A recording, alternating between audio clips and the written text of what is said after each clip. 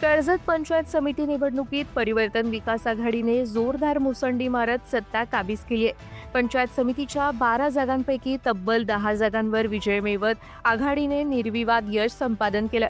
या निकालातून तालुक्यातील जनतेने परिवर्तन विकास आघाडीवर दाखवलेला विश्वास स्पष्टपणे दिसून येत आहे. मात्र या विजयासोबतच आता विकास कामांची मोठी जबाबदारीही नव्या नेतृत्वावर आली आहे.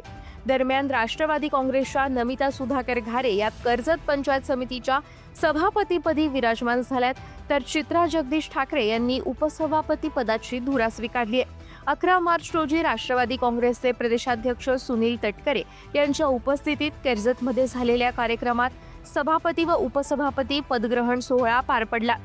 सभापती पदाची सूत्रे हाती घेतल्यानंतर नमिता सुधाकर घारे यांनी तत्काळ कामाला सुरुवात केली आहे. पदभार स्वीकारल्यानंतर त्यांनी पंचायत समितीतील सर्व अधिकाऱ्यांची बैठक घेत तालुक्यातील विविध समस्या आणि प्रलंबित कामांचा आढावा घेतला.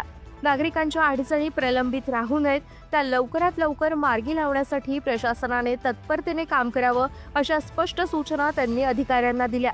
तसेच कामकाजात कोणत्याही प्रकारचा बेजबाबदारपणा सहन केला जाणार नसल्याचं त्यांनी स्पष्ट केलं. गेल्या काही वर्षांपासून प्रशासकीय राजवटीदरम्यान कामांमध्ये आलेली मरगळ झटकून अधिकारी आणि कर्मचारी यांनी जबाबदारीने कामाला लागावं असा इशाराही सभापती नमिता घारे यांनी दिला आहे. दरम्यान तालुक्यातील विकास कामांना गती देणं, नागरिकांच्या समस्या तत्काळ सोडवणं आणि प्रशासन अधिक जबाबदार बनवणं या उद्देशाने सभापती नमिता घारे आणि उपसभापती चित्रा ठाकरे यांनी कामाला सुरुवात केली असून पंचायत समिती प्रशासन आता ॲक्शन मोडमध्ये आल्याचं चित्र दिसत आहे. जनतेने दिलेल्या विश्वासाला न्याय देण्यासाठी दोन्ही सभापती विकासाच्या कामांना प्राधान्य देणार असल्याचंही त्यांनी स्पष्ट केलं आहे.